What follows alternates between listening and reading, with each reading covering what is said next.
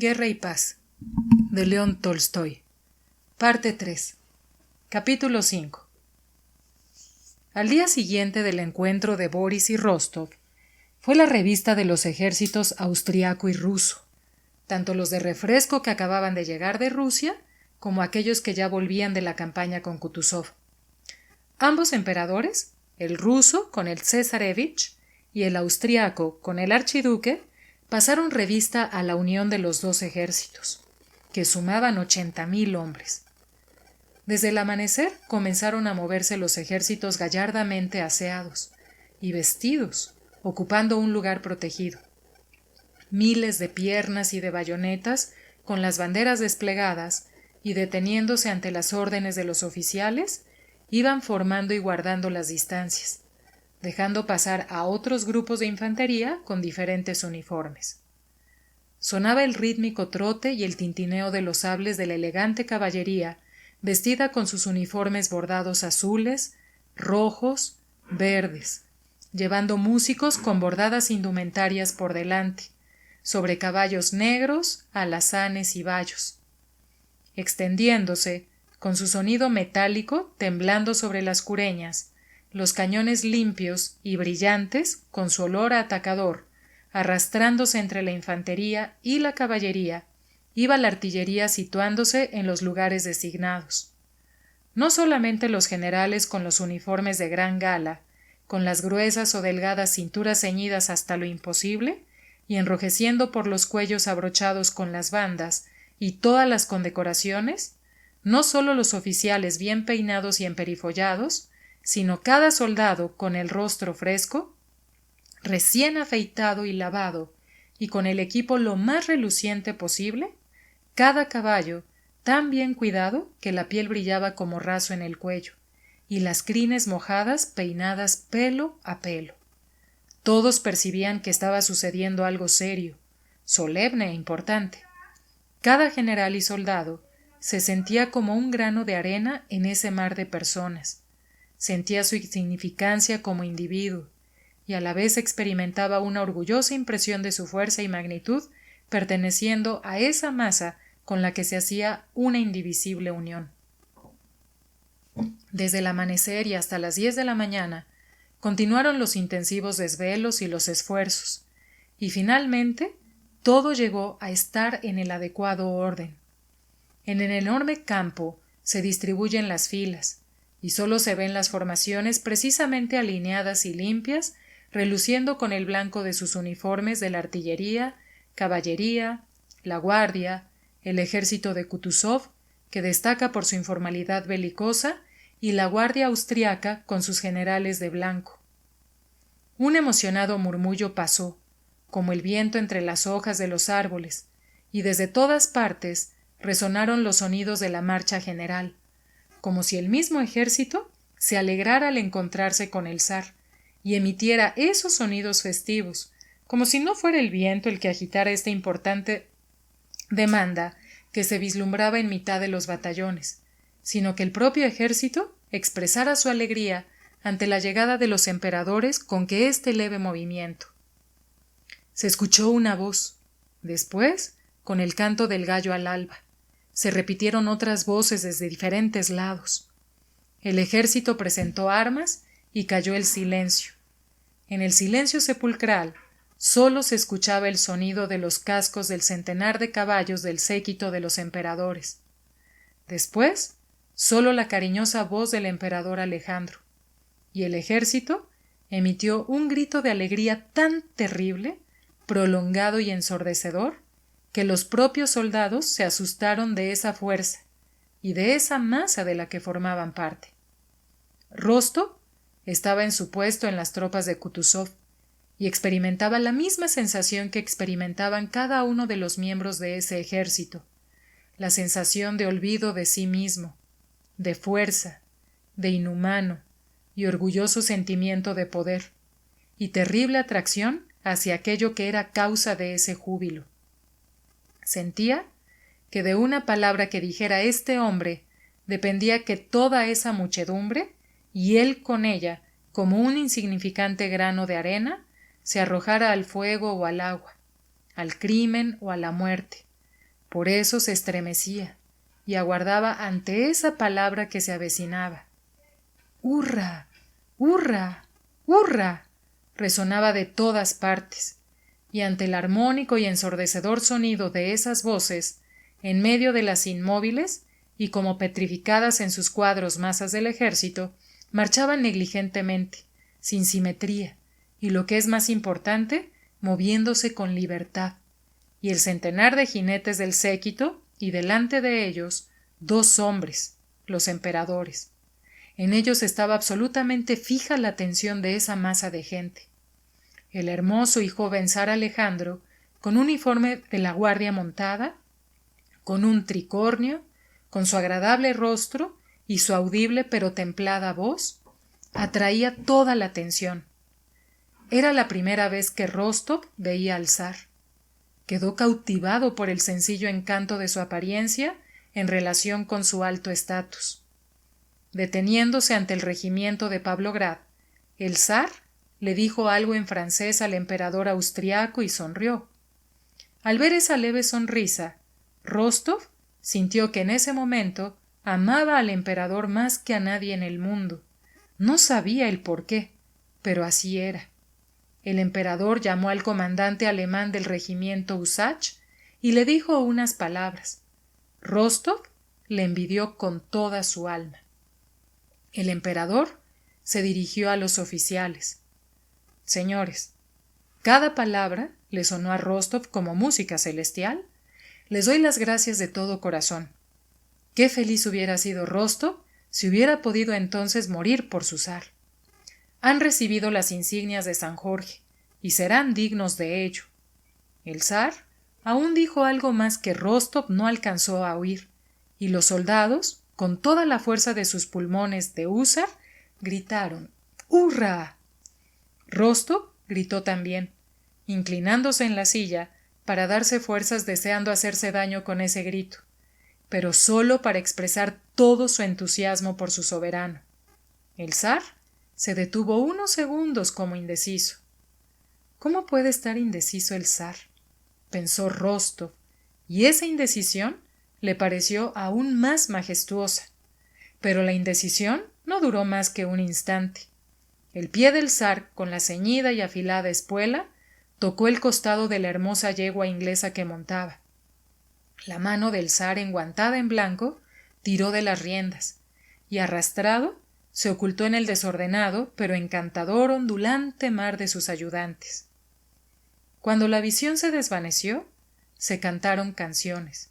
Los oficiales se reunieron en grupos y comenzaron a conversar sobre las condecoraciones, sobre los austriacos y sus uniformes. Se escucharon bromas, encuentros de amigos de la guardia y del ejército de Kutuzov, conversaciones sobre Bonaparte y sobre lo mal que le iba a ir ahora, especialmente cuando llegara el cuerpo de Essen y si Prusia se ponía de nuestro lado. Pero principalmente se hablaba del zar Alejandro, repitiendo cada una de sus palabras y movimientos y entusiasmándose con ellos. No deseaban más que entrar lo antes posible en combate contra los franceses, bajo las órdenes de su zar. Todos estaban más convencidos de obtener la victoria tras la revista que después de haber ganado 2 batallas. Capítulo 6. Al día siguiente de la revista, Boris, vestido con su mejor uniforme y acompañado de los deseos de suerte de su compañero Berg, fue a ver a Volkonsky a Olmütz, deseando aprovechar su buena disposición y conseguirse el mejor puesto posible con alguna personalidad importante, que era lo que más le atraía conseguir en el ejército. Una voz interior le hablaba en contra de su voluntad, y a veces le parecía vergonzoso ir a rogarle a nadie. Pero por otra parte, no, se decía a sí mismo. Son todas esas fantasías infantiles y caballerescas de Rostov las que están repercutiendo en mí. Es hora de olvidarse de esas cosas. Están bien para él, al que su padre manda miles de rublos. No le envidio y le quiero, pero yo, que no poseo nada aparte de mi persona, he de hacer carrera. Reprimió ese sentimiento que se le antojaba de falsa vergüenza, y con decisión se dirigió a Olmütz. No encontró ese día al príncipe Andrei en el Estado Mayor, pero el esplendor, ese ambiente festivo y poderoso, de usanza solemne de la vida que vio entonces en Olmütz, donde estaba el cuartel general, el cuerpo diplomático y los 2 emperadores con su séquito de cortesanos y allegados, sólo consiguió aumentar su deseo de pertenecer a ese elevado mundo. No conocía a nadie, y a pesar de su elegante uniforme, de la guardia, todos aquellos que iban y venían por la calle en sus elegantes coches, con sus plumas, sus bandas y sus órdenes militares o cortesanas, parecían estar por encima de él, que no querían ni podían darse tan siquiera cuenta de su existencia. En el cuartel general de Kutuzov, donde preguntó por Volkonsky, todos los ayudantes de campo, e incluso los ordenanzas, le miraron como si quisieran darle a entender que, como él, eran muchos los oficiales que deambulaban por allí, y que ya estaban todos hartos de ello. A pesar de ello, o quizá más instigado precisamente por esto, de nuevo al día siguiente, el 15, entró tras la comida en la gran casa de Olmütz, ocupada por Kutuzov, y preguntó por Volkonsky. Este estaba en casa, y Boris fue conducido a una gran sala donde antes seguramente se hacían bailes y en las que ahora había 5 camas y una variedad de muebles, mesas, sillas y un clavicordio. Un ayudante de campo, vestido con una bata persa, estaba sentado en una mesa cerca de la puerta y escribía. Otro, colorado y grueso, estaba tumbado en la cama con las manos tras la cabeza y riéndose con el oficial que se encontraba a su lado. El tercero tocaba un alegre vals en el clavicordio. El cuarto estaba echado sobre el clavicordio y canturreaba. Ninguno de estos señores reparó en Boris ni cambió de postura. El que escribía, al que Boris se dirigió, se volvió hacia él enojado y le dijo que Volkonsky estaba de servicio y que si necesitaba verle, que pasara a la sala de recepciones por la puerta de la izquierda. En la sala de recepciones, además del ayudante de campo, había unas 5 personas entre los que salían, entraban o pasaban: el encargado general de alojamiento, el artillero jefe, un anciano ayudante de campo, el jefe de un destacamento, el encargado de aprovisionamiento, el jefe de la propia Cancillería, un ayudante de campo o ordenanza, un ayudante del emperador, etcétera, etcétera. Todos ellos, casi sin excepción, hablaban en francés. En el momento en el que Boris entró, el príncipe Andrei, entornando los ojos con desprecio, con ese particular aspecto de cansancio excesivamente amable que dice claramente que si no tuviera la obligación, no hablaría con usted ni un minuto, escuchaba a un anciano general, cubierto de condecoraciones, que casi de puntillas, estirado, con una expresión servil de soldado, en su rostro amoratado por el apretado cuello, contaba algo al príncipe Andrei. Muy bien, tenga la bondad de esperar, le dijo al general, y habiendo reparado en Boris, no se dirigió más al general que corría tras él, suplicándole que escuchara una cosa más, sino que con una alegre sonrisa, saludándole con la cabeza, se dirigió a Boris. Su rostro adoptó esa tierna expresión infantil que resultaba tan encantadora para aquellos a los que la dirigía. Boris, en aquel instante, comprendió más que nunca que aparte de la subordinación y la disciplina que estaba escrita en las normas y que se conocía en el regimiento, y él mismo conocía, había otra subordinación más importante, la que establecía que ese general, con el rostro amoratado, esperara respetuosamente a que un capitán, el príncipe Andrei, encontrara más de su gusto conversar con el alférez Drubetskóy. Boris decidió no seguir a partir de ese momento lo que estaba escrito en las normas, sino esa subordinación no escrita. En ese momento sintió que solamente por haber sido recomendado al príncipe Andrei se colocaba inmediatamente por encima del general, que en otras circunstancias, en el frente, hubiera podido exterminarle a él, un alférez de la guardia. El príncipe Andrei fue hacia él y le dio la mano.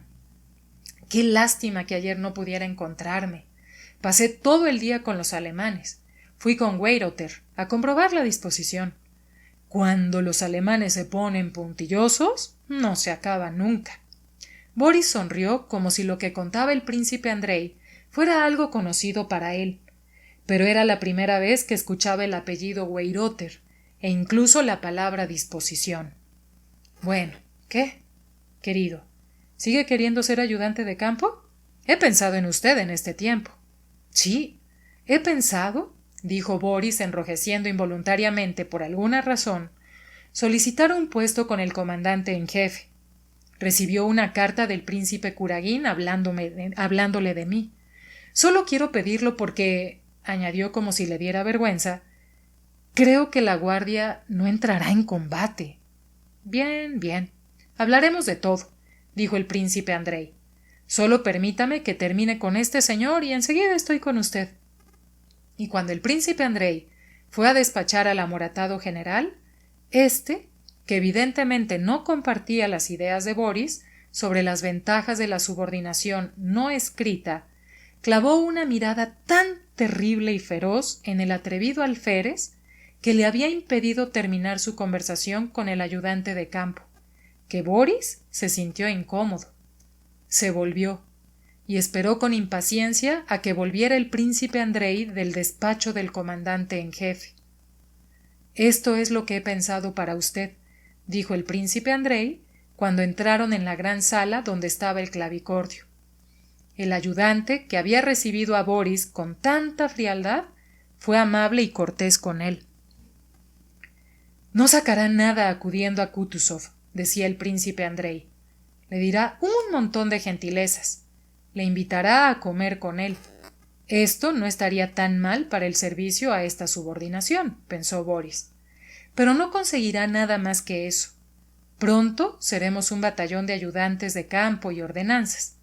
Esto es lo que haremos.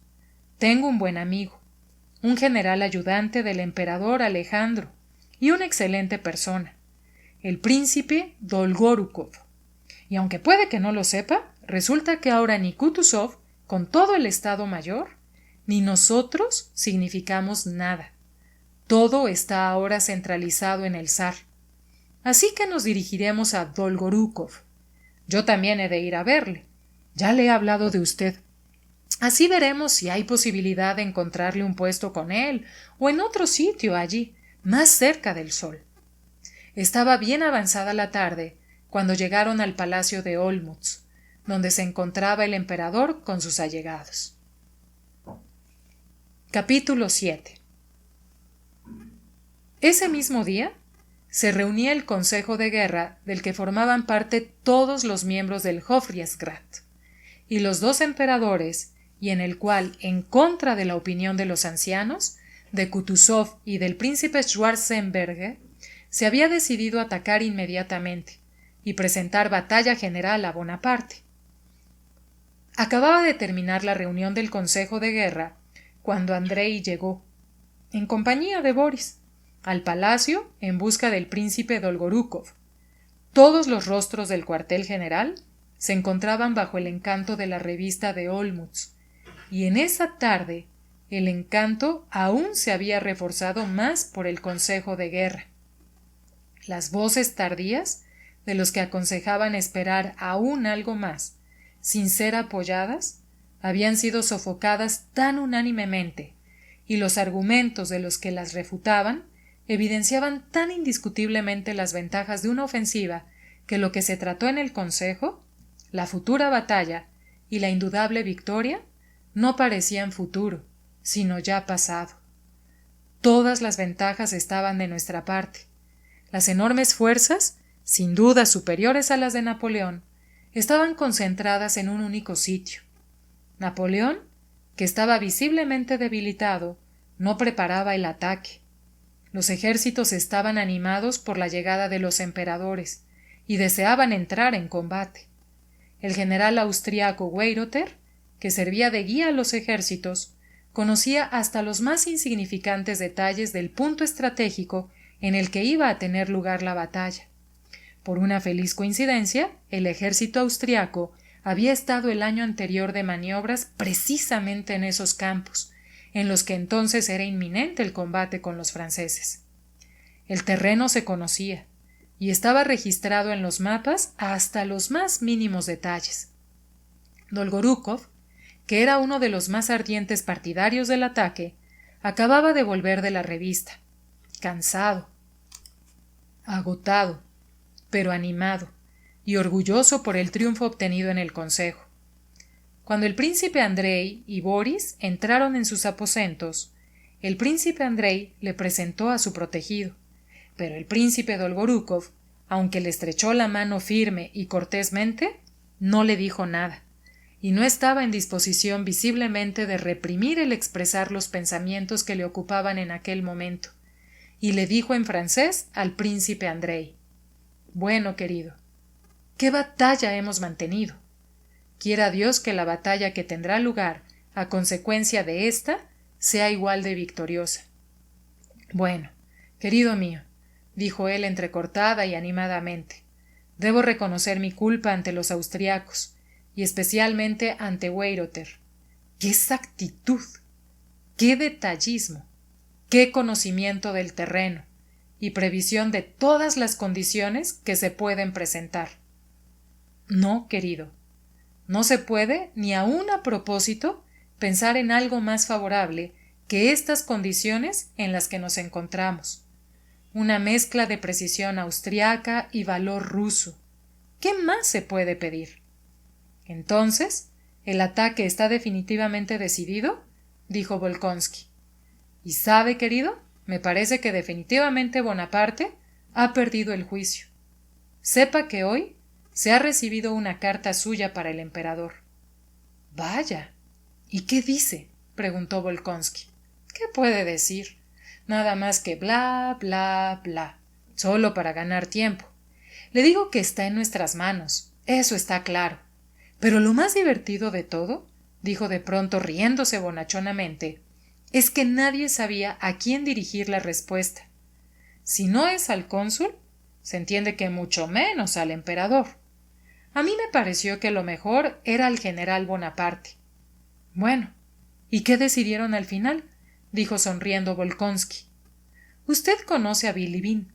Es una persona muy inteligente, y proponía dirigirla a el usurpador y enemigo de la raza humana. Dolgorúkov se echó a reír alegremente. Pero este Bilibin es realmente inteligente y ha encontrado una forma de dirigir la carta. ¿Cuál?, preguntó Volkonsky. Al jefe del gobierno francés, dijo serio y con visible placer el príncipe Dolgorúkov. Eso no le va a gustar, dijo Dolgorúkov. Mi hermano le conoce. Ha comido con él en París y dice que no se puede imaginar persona más astuta en los pormenores diplomáticos. Sí, el conde Markov era el único que sabía tratar con él. Usted ya conoce la historia del pañuelo. Es encantadora.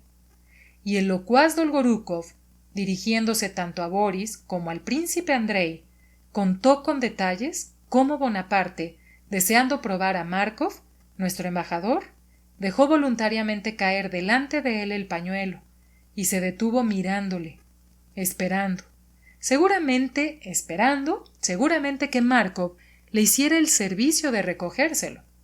Pero Márkov había tirado el suyo cerca del primero y lo recogió, dejando el pañuelo de Bonaparte. Sí, es excelente, dijo Bolkonsky, también sonriendo. Pero escuche, príncipe, he venido para pedirle un favor para este joven, ¿sabe? Pero el príncipe Andrei no tuvo tiempo de terminar, pues en la habitación entró un ayudante de campo para avisar al príncipe Dolgorúkov de que fuera a ver al emperador.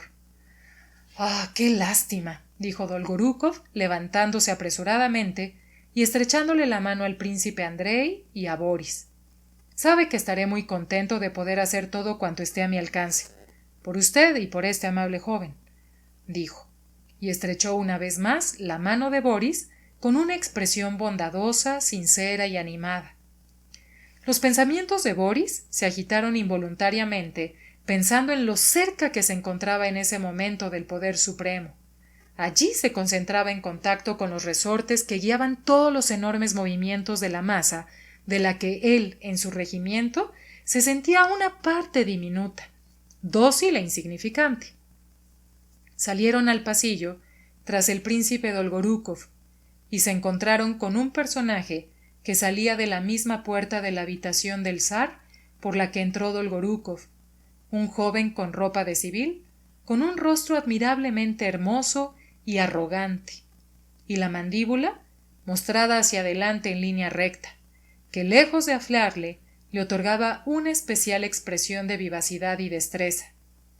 Este joven, de baja estatura, saludó a Dolgorúkov como a un igual, y con una mirada fija y fría comenzó a mirar al príncipe Andrei, yendo en línea recta hacia él, y evidentemente esperando que el príncipe Andrei le hiciera una reverencia o le cediera el paso. El príncipe Andrei no hizo ni lo uno ni lo otro. El rostro del joven expresó una cólera demoledora y, desviándose, siguió andando pasillo adelante. «¿Quién es?», preguntó Boris.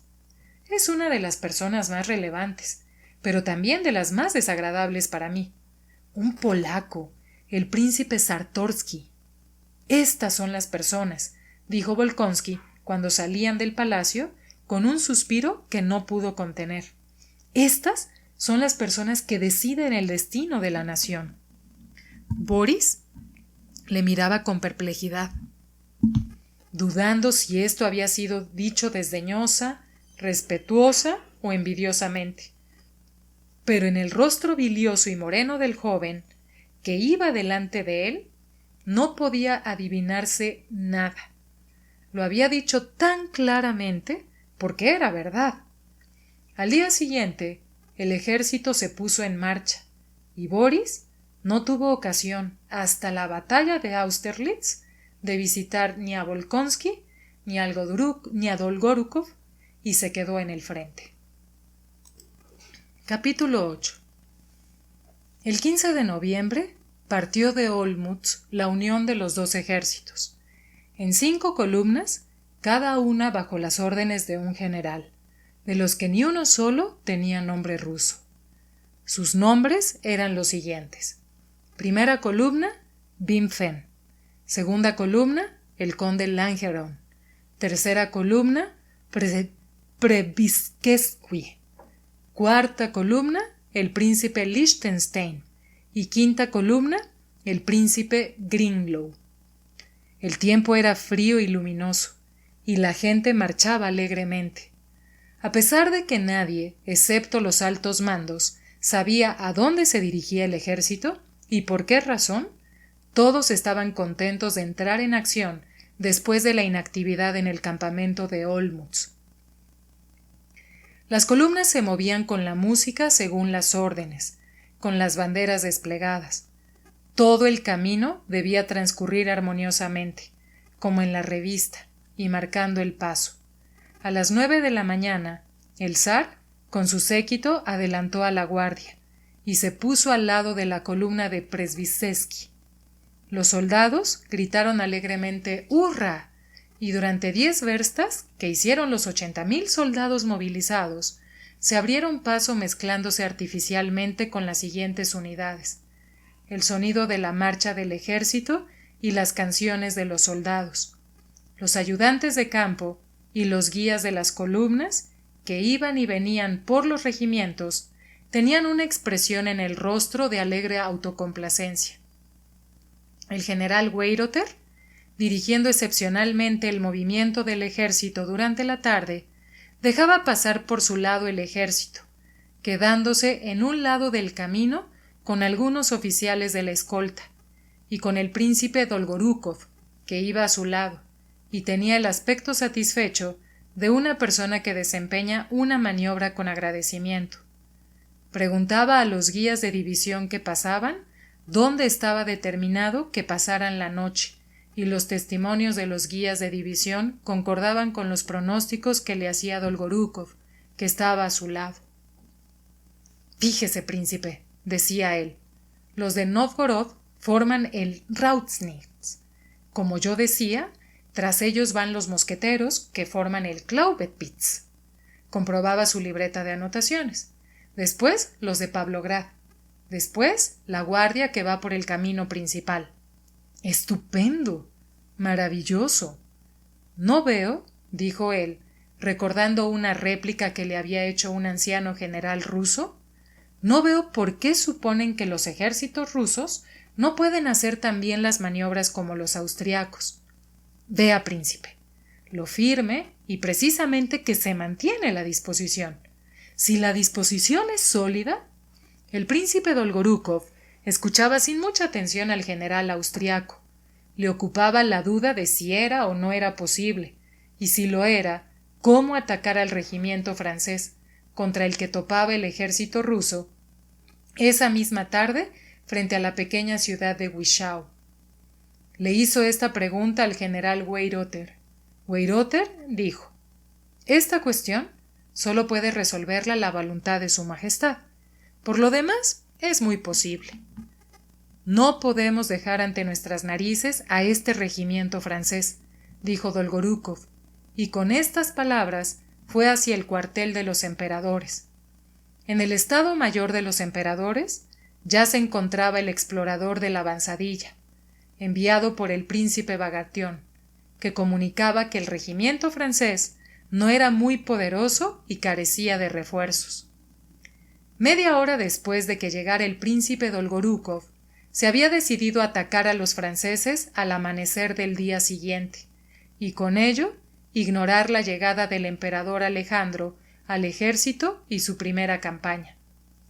El príncipe Dolgorúkov debía tomar parte en esta acción comandando la caballería. El emperador Alejandro se resignó con un suspiro a la propuesta de sus allegados y decidió quedarse en la tercera columna. Capítulo 9. Al día siguiente, al alba, el escuadrón de Denísov, en el que servía Nikolai Rostov y que estaba en el regimiento del príncipe Bagration, levantó el campamento y, avanzando aproximadamente una versta detrás de las columnas, se detuvo en un amplio camino. Rostov vio que por su lado avanzaban los cosacos, el primer y el segundo escuadrón de húsares, batallones de infantería con artillería y generales a caballo con su comitiva. Todo el miedo que había experimentado, como anteriormente antes de entrar en combate, toda la lucha interna, por medio de la cual había superado ese miedo, todos sus sueños de cómo se iba a distinguir como húsar en esta acción habían sido en vano. Su escuadrón se había quedado en la reserva y Nikolai Rostov pasó ese día aburrido y melancólico. A las 9 de la mañana escuchó tiroteo a lo lejos, gritos de hurra. Vio que llevaban heridos hacia la retaguardia, solo unos cuantos, y finalmente vio cómo en medio de cientos de cosacos conducían a todo un regimiento de la caballería francesa. Era evidente que la acción estaba consumada, y además felizmente. Los que volvían hablaban de una victoria brillante, de la toma de la ciudad y de la captura de todo un escuadrón.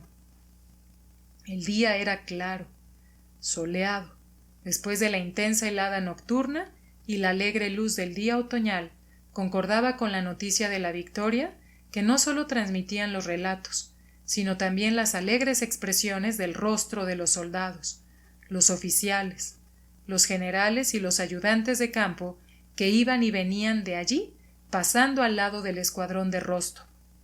Eso le oprimía más el corazón a Rostov, por haber sufrido en vano el miedo que antecede a la batalla, pasando ese día de alegría sin hacer nada. Denísov estaba sombrío y silencioso por la misma causa. Veía en la detención de su escuadrón, en la reserva, la intencionalidad y las intrigas del infame ayudante de campo, y se disponía a enseñarle lo que es bueno. Rostov, ven aquí. Beberemos para calmar la pena, gritó Denísov, sentándose al borde del camino con la cantimplora y algo de comer. Rostov bebió en silencio, intentando no mirar a Denísov, y temiendo que se pusiera a repetir los improperios contra el ayudante de campo que ya estaba harto de oír. Aún llevan a unos más, dijo uno de los oficiales, señalando a un dragón francés, hecho prisionero, que llevaban a pie entre dos cosacos. Uno de ellos llevaba de las riendas el hermoso caballo francés del prisionero. «¡Véndeme el caballo!», le gritó Denísov al cosaco. «Como quiera, su excelencia». Los oficiales se levantaron y rodearon a los cosacos y al prisionero francés. El dragón francés era un joven alsaciano que hablaba francés con acento alemán. Jadeaba por la impresión. Tenía el rostro teñido de rojo y, oyendo que se hablaba en francés, rápidamente se puso a hablar con los oficiales, dirigiéndose a uno y a otro. Decía que no le hubieran capturado, que no era culpable de que lo hubieran hecho, sino que la culpa era del cabo que le había enviado a coger unas mantas, pero que él le había dicho que los rusos estaban allí. Y a cada palabra añadía: «Pero no le hagan nada malo a mi caballito», y acariciaba a su caballo. Era evidente que no entendía bien dónde estaba. Tan pronto se excusaba por haber sido capturado, como imaginándose a su superior frente a él, narraba su eficacia y solicitud en el cumplimiento del deber. Llevaba fresca consigo, a la retaguardia del ejército ruso, toda la atmósfera del ejército francés, que resultaba tan extraña para nosotros. Los cosacos vendían el caballo por 2 chervonets, y Rostov, el más rico de los oficiales, lo compró. «Pero no le haga nada malo a mi caballito», dijo bondadosamente el alsaciano a Rostov cuando el caballo pasó a Lúzar. Rostov, sonriendo, tranquilizó al dragón y le dio algo de dinero. «¡Ales, ales!», le dijo el cosaco poniéndose en marcha. Y en ese preciso momento alguien gritó: «¡El zar!». Todos corrieron, se apresuraron, escucharon con estremecimiento la repetición de una misma palabra: «¡El zar! ¡El zar!».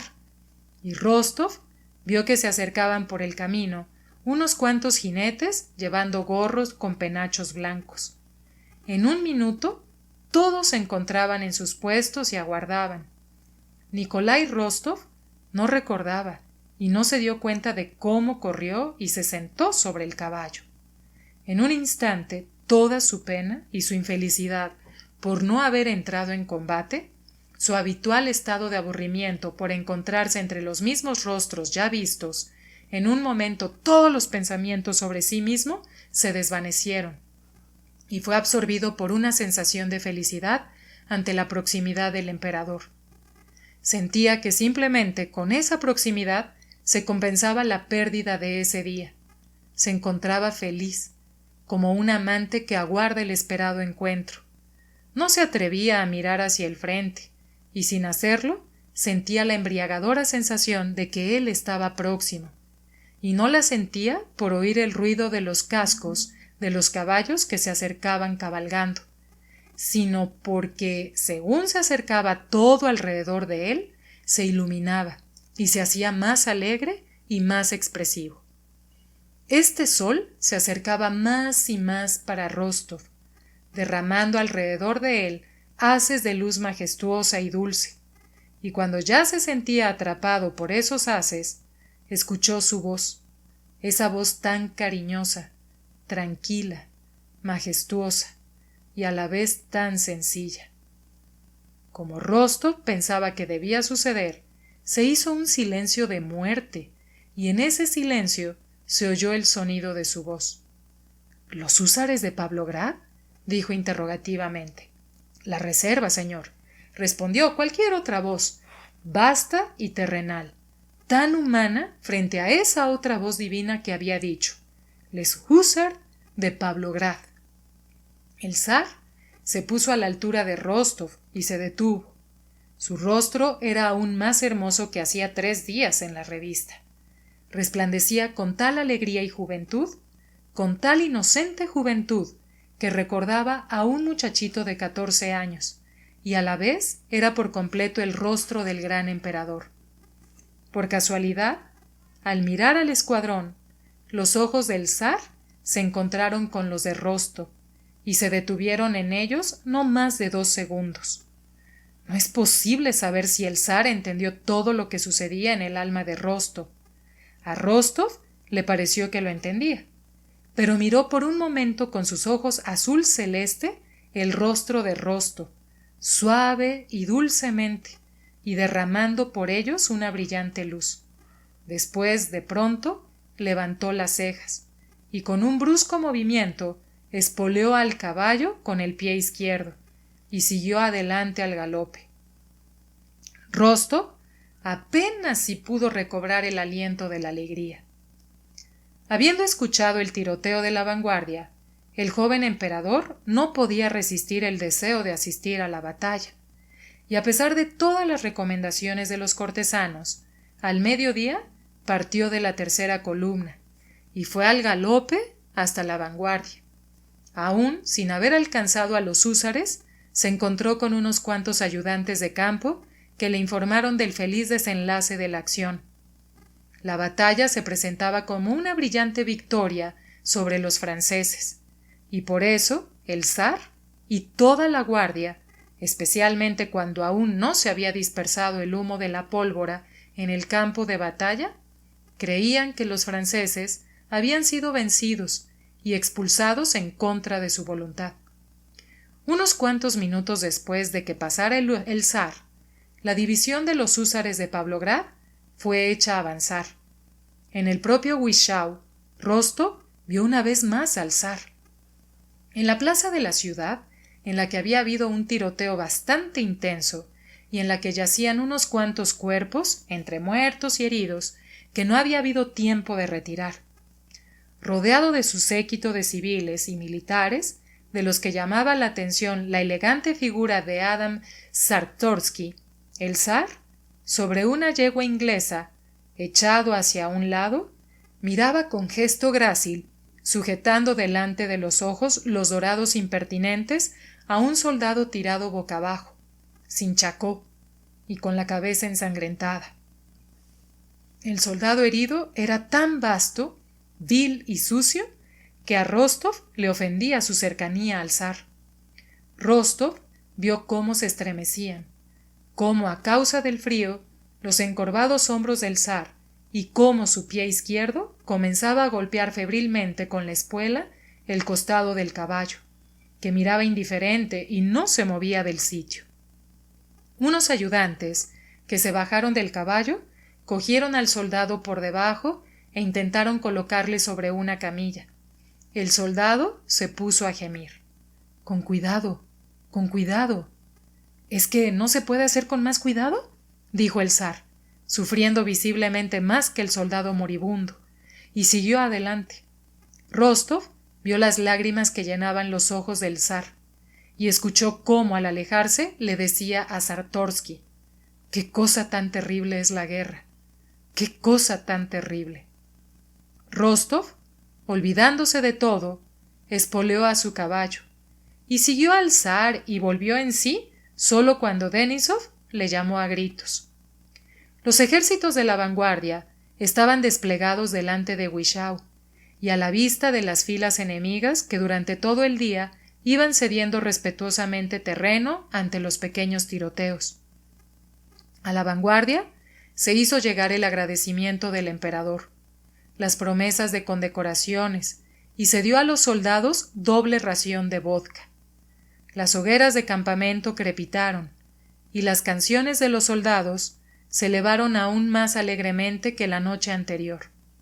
Denísov, aquella noche, celebraba su ascenso a comandante, y Rostov propuso un brindis a la salud del zar, pero no de su majestad el zar, como se dice en las comidas oficiales, sino a la salud del zar, una gran persona bondadosa y encantadora. Bebamos a su salud y por la segura victoria sobre los franceses. No sé, decía él, si hemos luchado antes, decía, si no hemos dado tregua a los franceses, como en Schöngraben. ¿Qué sucederá ahora que es él mismo quien nos comanda? Todos nosotros moriremos por él de buen grado. ¿No es así, señores? Puede ser que no lo exprese bien. He bebido mucho, pero yo así lo siento, y vosotros también. A la salud de Alejandro I. ¡Hurra! ¡Hurra!, ulularon las entusiasmadas voces de los oficiales. El anciano Kirsten gritó muy entusiasmado, y no menos sincero que el joven enamorado Rostov.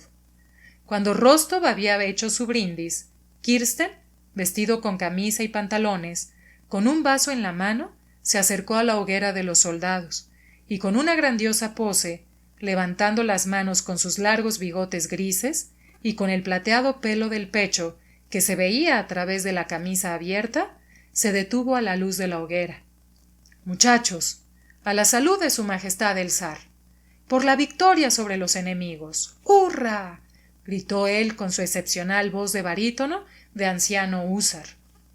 Los húsares se agolparon y respondieron al unísono con un fuerte grito. Ya era bien entrada la noche cuando todos se disgregaron. Denísov dio una palmada con su pequeña mano en el hombro de su favorito, Rostov. En campaña no hay de quién enamorarse, así que él se enamora del zar, dijo él. Denísov, no bromees con eso, gritó Rostov con enfado. Es un sentimiento tan elevado y tan hermoso. Te creo, amigo. Lo entiendo y lo comparto. No lo entiendes. Y Rostov se levantó y se puso a pasear entre las hogueras, soñando en lo feliz que sería, no ya muriendo para salvarle la vida. Él no se atrevía siquiera a pensar en eso, sino simplemente muriendo ante los ojos del emperador. Estaba realmente enamorado del zar, de la gloria de las armas rusas y de la esperanza de una próxima victoria. Y no era el único en experimentar ese sentimiento en los días memorables que precedieron a la batalla de Austerlitz. 9 de cada 10 miembros del ejército ruso estaban en ese mismo instante enamorados, aunque menos apasionadamente, de su zar y de la gloria de las armas rusas. Capítulo 10. Al día siguiente, el emperador se detuvo en Wischau. El médico de la corte, Villiers, fue llamado varias veces. En el cuartel general y entre los regimientos más cercanos, corrió la noticia de que el zar estaba indispuesto. No había comido nada y había dormido mal esa noche. Como decían sus allegados, la causa de esa indisposición se hallaba en la fuerte impresión que había causado en el sensible espíritu del emperador la visión de los heridos y los muertos. Al amanecer del día 17, fue enviado desde la avanzadilla un oficial francés bajo la protección de la bandera del Parlamento, solicitando una entrevista con el emperador ruso. El oficial era Savary. El emperador acababa de despertarse y por lo tanto Savary tuvo que esperar. Al mediodía fue admitido a presentarse ante el emperador y 1 hora después partió en compañía del príncipe Dolgorúkov a la avanzadilla del ejército francés. Tal como se decía, la intención de la visita de Savary consistía en una proposición de paz y en la propuesta de una entrevista entre el emperador Alejandro y Napoleón.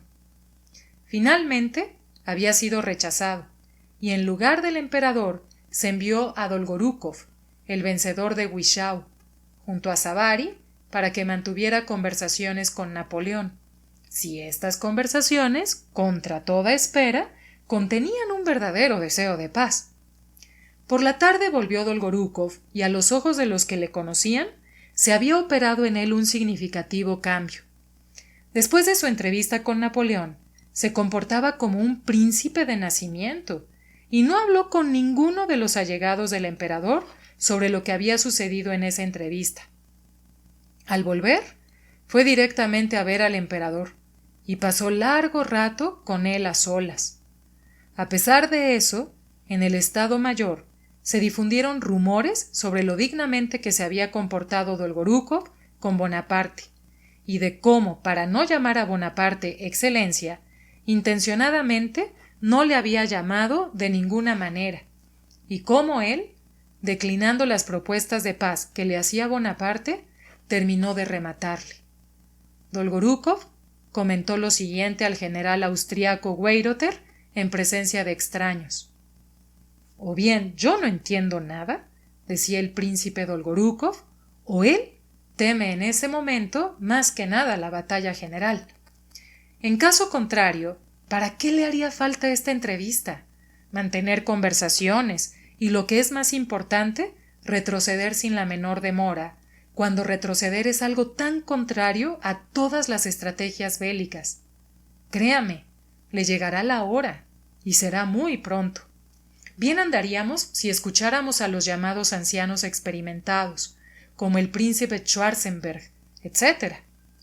A pesar de mi total respeto a sus méritos, andaríamos bien esperando no se sabe bien el qué, y dándole la ocasión de huir de nosotros o de engañarnos de uno u otro modo, ahora que está realmente en nuestras manos. No se puede olvidar a Suvórov y su máxima, no situarse en la situación de ser atacado, sino atacar. Créame que en la guerra la energía de los jóvenes muestra con frecuencia el camino de manera más fiable que toda la experiencia de los ancianos. Los días 17, 18 y 19 el ejército avanzó y la vanguardia enemiga, tras breves tiroteos, se retiró con rapidez. Desde el mediodía, el 19, en las altas esferas del ejército, comenzó un intenso, ajetreado y animado movimiento que continuó hasta la mañana del día siguiente. El 20 de noviembre, en el que tuvo lugar la tan memorable batalla de Austerlitz. Al principio, el movimiento, animadas conversaciones, carreras, el envío de ayudantes de campo, se limitó al cuartel general de los emperadores. Después, hacia la tarde, este movimiento se trasladó del cuartel de Kutuzov y desde allí se distribuyó por todas las partes y todos los rincones del ejército, y en las tinieblas de la noche de noviembre se elevó de los campamentos el zumbido de las conversaciones. Se escucharon órdenes, y en la oscuridad comenzó a agitarse, comunicando y transmitiendo el movimiento como un gigantesco lienzo de 10 verstas compuesto de 80,000 soldados. Y esas masas del ejército se movían y actuaban durante el memorable día 20 a causa de un impulso dado a las 4 de la tarde de la víspera por el movimiento concentrado del cuartel general de los emperadores. Este movimiento, que había dado el impulso para todo lo subsiguiente, era similar al primer desplazamiento de la rueda central de un gran reloj de torre. Una rueda se movió lentamente, otra la siguió, y una tercera, y más rápido, se pusieron a moverse más y más ruedas, pesos, piñones y ejes, las campanas y las campanillas. El carillón comenzó a sonar, y surgieron las figuritas. Las horas pasan, el reloj da la hora y lenta, regularmente, avanzan las agujas mostrando el resultado del movimiento.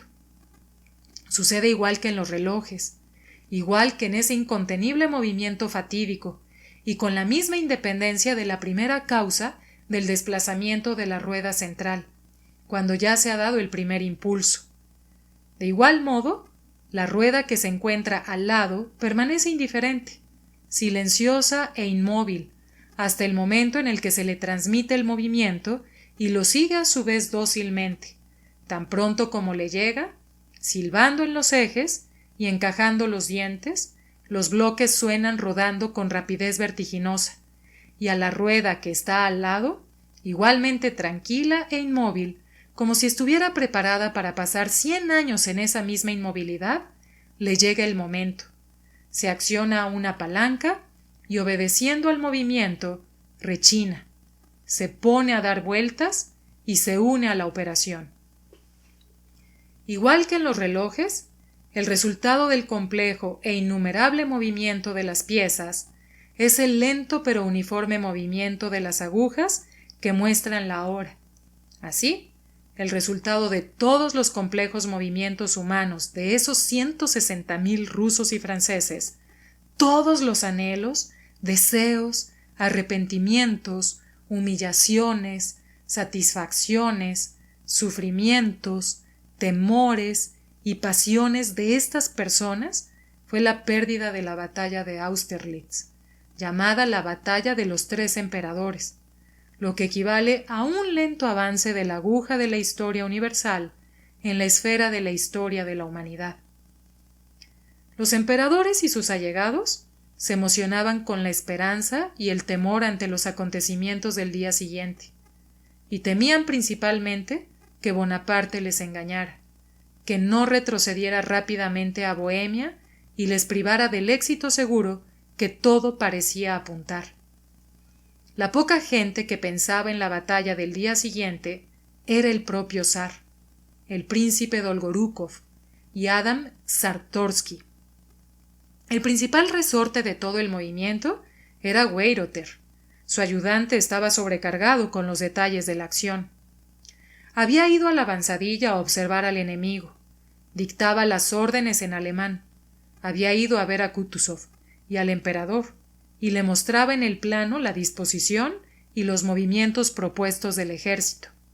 Weyrother, como alguien que está demasiado ocupado, olvidaba incluso ser respetuoso ante las personas coronadas. Hablaba rápidamente, de manera poco clara, sin mirar a su interlocutor a la cara, sin responder a las preguntas que se le hacían. Estaba cubierto de suciedad y tenía aspecto presuntuoso y a la vez confuso. Se sentía a la cabeza de un movimiento que había comenzado y ya se había convertido en incontenible. Era como un caballo enganchado corriendo cuesta abajo.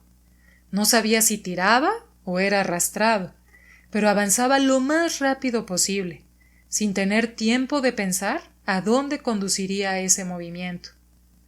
La mayoría de la gente que se encontraba en el cuartel de los emperadores se ocupaba de otros asuntos completamente diferentes. En un lado, se hablaba de que, aunque sería deseable nombrar al general N.N. comandante de la caballería, no sería adecuado, porque el general austriaco N.N. se podría ofender con ello, y le hacía falta comandar dado que estaba bajo la protección del emperador Francisco, y por lo tanto se había propuesto dar a N.N. el nombramiento de jefe de la caballería del último flanco izquierdo. En otro lado, se comentaba confidencialmente y se bromeaba sobre el rechazo del conde Arakchev al nombramiento de comandante de una de las columnas del ejército. Al menos es un acto sincero, decía alguien en su favor. Ha dicho directamente que sus nervios no lo pueden soportar. Sincero e ingenuo, decía otro. En otro lado, un anciano y ofendido general defendía su derecho a comandar una sección. No deseo nada, pero habiendo servido 20 años, me apena no haber recibido ningún nombramiento y servir a las órdenes de un general más joven que yo. El anciano general, con la voz quebrada por el llanto, aseguraba que solo deseaba una cosa: tener ocasión de demostrar su dedicación a su majestad el emperador, y realmente al anciano no se le podía ofender, y por eso, habiendo hablado con éste y aquel, se creó para el anciano un nombramiento totalmente nuevo y completamente innecesario. Entre los generales austriacos, las consideraciones y conversaciones trataban de cómo hacer para que los jefes austriacos no estuvieran bajo el comando ruso y para que la gloria de la victoria del día siguiente no pudiera atribuirse a los presuntuosos bárbaros rusos. Intentaban conseguir mandar a los rusos a lugares penosos y poco visibles, en los que no se planeaban acciones brillantes, y reservar para los austriacos los sitios donde sería decidida la suerte de la batalla. En otra parte, se hablaba de que era imprescindible evitar que el emperador llevara a cabo el deseo que había expresado, adecuado a su arriesgado carácter, de participar en persona en la acción y exponerse al peligro. 100 personas del Estado Mayor hacían todo lo posible para al día siguiente encontrarse en el séquito de los emperadores. Algunos solo porque allí donde estuvieran los emperadores el riesgo sería menor. Otros considerando que allí donde estuvieran los emperadores habría mayores recompensas. Ya se hacían previsiones de hacia dónde se dirigía el ejército tras la victoria. A las 8 de la tarde, el propio anciano Kutuzov fue al cuartel general de los emperadores y en un conocido círculo repitieron aprobativamente su conversación con el conde Tolstói, mariscal de la corte. A usted, el emperador le escucha. Dígale que perderemos la batalla. Decían que Kutuzov lo había dicho como con la intención de asegurarse por anticipado que no le iban a reprochar nada y cargar, en caso de fracaso, toda la culpa sobre otras espaldas. Pero el fracaso no se podía, y no era necesario preverlo, y por eso aprobaban la respuesta del conde Tolstói. Ah, mi querido general, yo estoy ocupado con el arroz y las pulardas. Ocúpese usted de los asuntos de guerra.